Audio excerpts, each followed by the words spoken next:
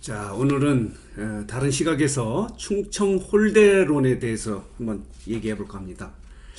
오늘 서울에 있는 후배 중견 언론인이 카톡을 하나 보내왔습니다.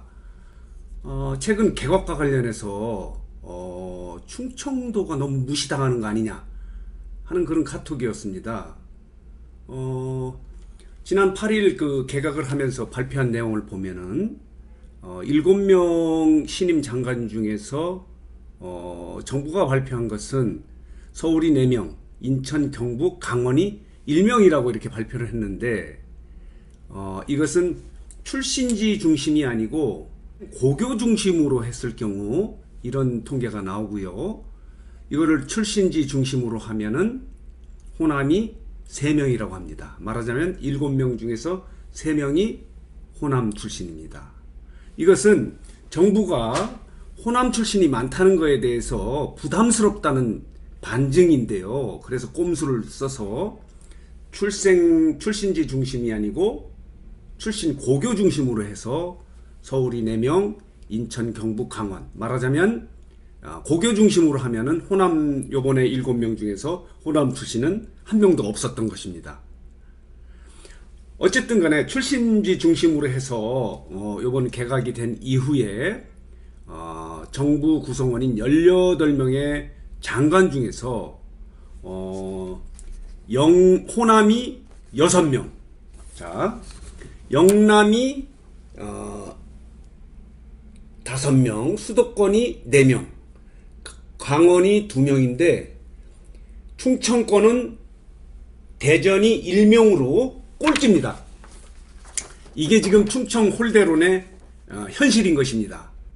우리 시청자분들은 이렇게 생각하실지 모릅니다. 장관 한 명 없으면 어떠냐 이렇게 생각하시는데 그렇지 않습니다. 이런 식으로 장관이 없으면은 첫째적으로 예산 확보가 엄청 어렵습니다.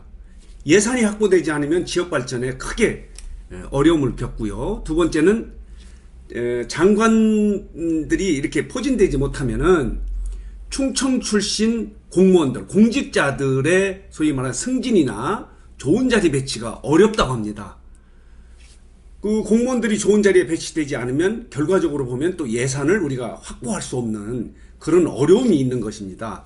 따라서 이 장관들의 지역 배치라고 하는 것은 인사탕평책에서 아주 중요하다고 생각하는데요.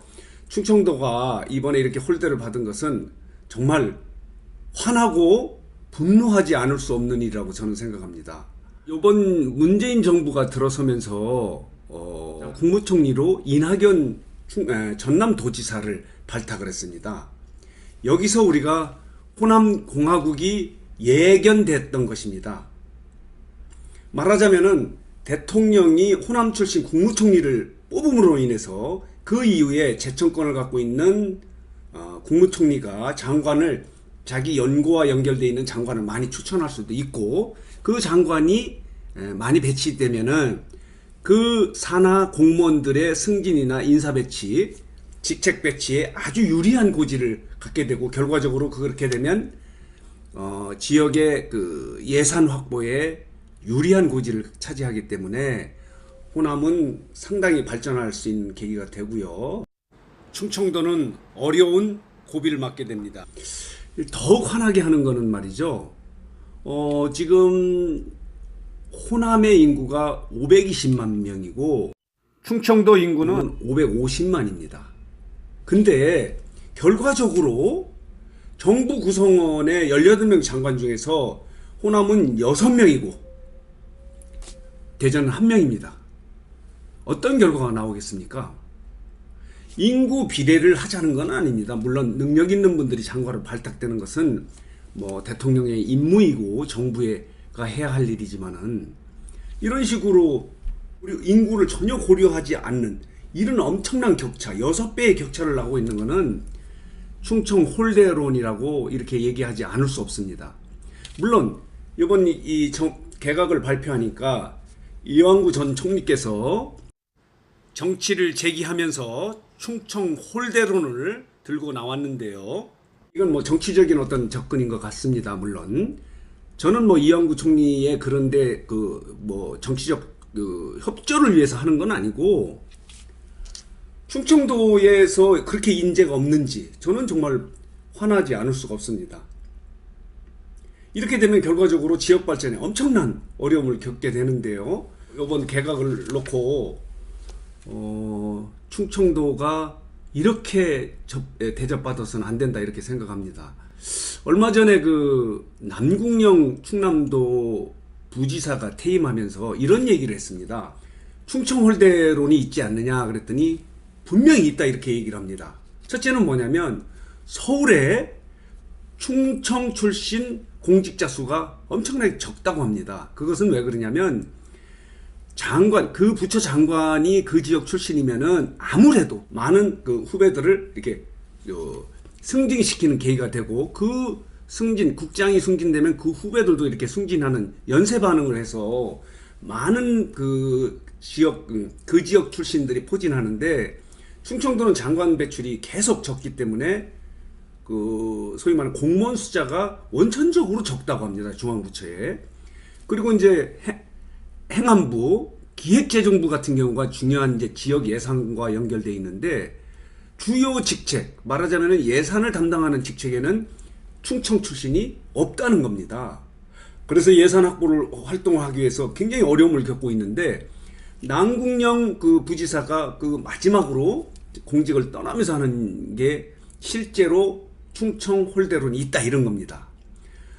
우리가 선거 과정에서 대선이나 총선 이런 과정에서 보면 충청도가 굉장히 중요한 변수를 갖고 있습니다. 영호남이 이렇게 싸우고 있을 때 캐스팅 보트 역할을 할 수 있는데도 불구하고 정치적으로는 매우 중요한 위치에 있으면서도 정치적 정무적으로는 푸대접을 받고 있는 게 충청도의 현실이 아닌가 이렇게 생각이 듭니다.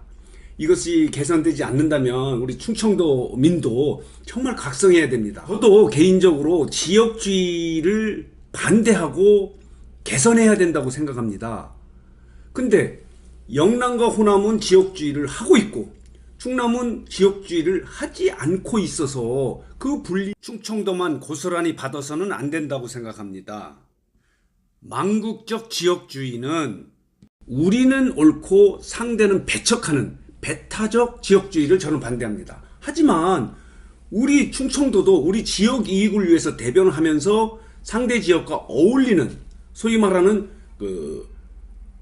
합리적 지역주의, 그리고 포용적 지역주의를 한다는 것은 저는 지역주의가 그렇게 나쁘다고 생각하지 않습니다. 따라서 제가 말씀드리고 싶은 거는 충청도는 정치적, 정무적 중요한 위치와 숫자를 갖고 있음에도 불구하고 그 정도의 대우를 못 받고 있던 것이 사실이고, 이번 개각을 통해서 이거는 푸대접이 아니라 멸시하는 게 아닌가 하는 생각까지 들어서 정말 보통 화가 나는 게 아닙니다. 충청도민도 이런 식으로 한다면 우리가 다음 선거 과정에서 우리는 우리 의사표시를 해야 됩니다. 단적으로 얘는 노무현 정부가 들어서서 호남이 상당히 노무현 정권이 들어서는데 큰 역할을 하고 인사상 불이익을 줬다고 해서 그 이후에 이명박 박근혜 정부 할 때 상당히 소위 말하는 민주당 쪽이 어려움을 겪고 있었는데 정치적으로 저항을 했습니다.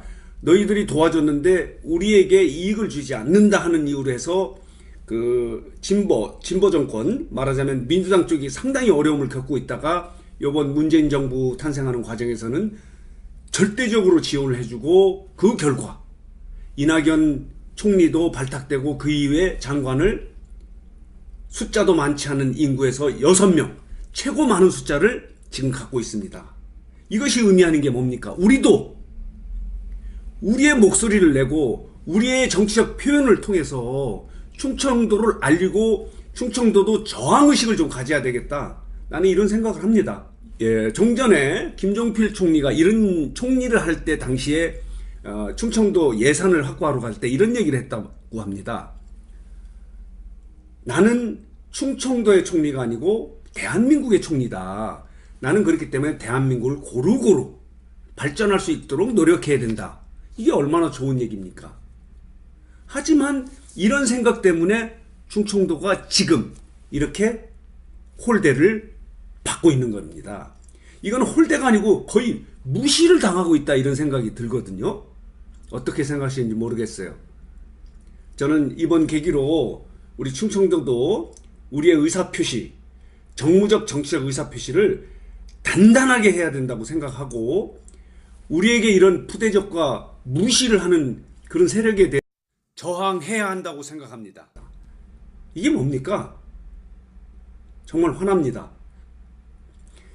어쨌든 우리도 우리의 권리를 되찾기 위해서 우리의 목소리를 내고 우리의 의사표시를 적극적이고 강력하게 해야 된다고 저는 생각하고 있습니다.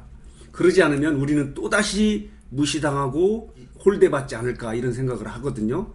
아무튼 이번 개각을 통해서 저는 그 문재인 정부가 한 그 소위 말하는 충청도 홀대에 대해서 난 강력하게 항의를 하고 싶습니다.